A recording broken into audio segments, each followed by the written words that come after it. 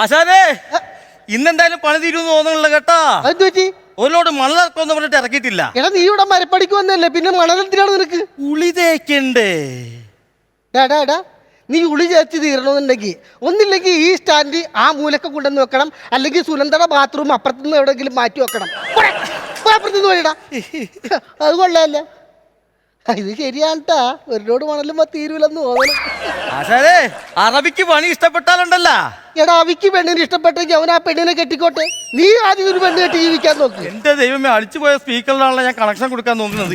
എന്റെ ആശാനെ അറബിക്ക് നമ്മുടെ പണി ഇഷ്ടപ്പെട്ടാൽ നമ്മളെ ദുബായിക്ക് കൊണ്ടുപോകുന്നു. ഇവിടെ നിന്ന് കിട്ടണത് പോരെ? ഇനി അറബി ചെന്നിട്ട് അവിടെ അറബിയുടെ കുത്തുകൂടി മേടിച്ചു കൂട്ടണോ? എത്ര കിട്ടിയാലും പഠിക്കൂല്ല.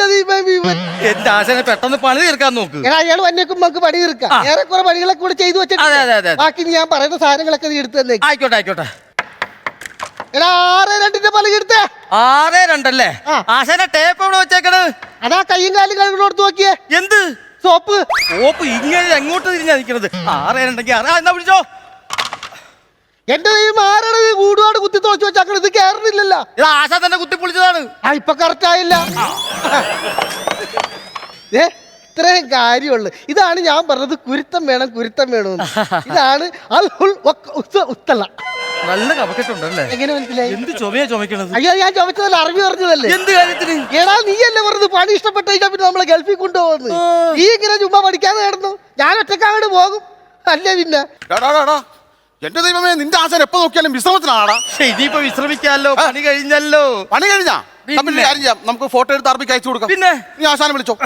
ആശാനെ നമുക്ക് വർക്ക് തന്ന ആള് വന്നിട്ടുണ്ട് കേട്ടാ. വർക്ക് ചെയ്യുന്ന ആര് വന്നിട്ടുണ്ട്? എന്റെ പൊന്നു, എന്റെ ആശാനെ നമുക്ക് വർക്ക് തന്ന ആള് വന്നിട്ടുണ്ട്.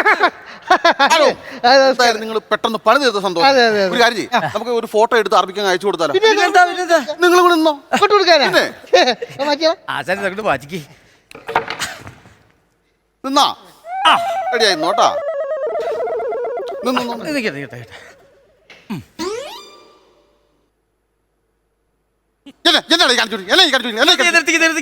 ഈ എക്കോ നിർത്തിക്ക, അതിന്റെ കാര്യം പറ.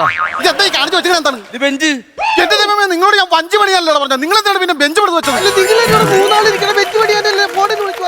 ഇപ്പൊ എനിക്ക് വിളിച്ചത് എന്റെ സാറെ വേറൊന്നുമല്ല, എന്റെ ആശാന്റെ ഒരു സൈഡ് ഇത്തിരി പ്രശ്നമാണ്. അപ്പൊ ഈ വഞ്ചിക്ക് പകരം ബെഞ്ച് വെച്ചൊന്ന് അഡ്ജസ്റ്റ് ചെയ്യാവോ? ഞാനിനി അറബിയോട് എന്നാ പറഞ്ഞ ഇനി അമ്മക്കേ അപ്പുറത്ത് പോയിട്ട് മേൽക്കൂട് പണിയാൻ പോവാ. പുൽക്കൂടാ? അത് ക്രിസ്മസിനല്ലേ ആശാനെ? എന്റെ ദൈവമേ, ഇവന്റെ ചെവി പോയല്ലേ. ഫ്ലവേഴ്സ് 9ാം വാർഷിക നിറവിൽ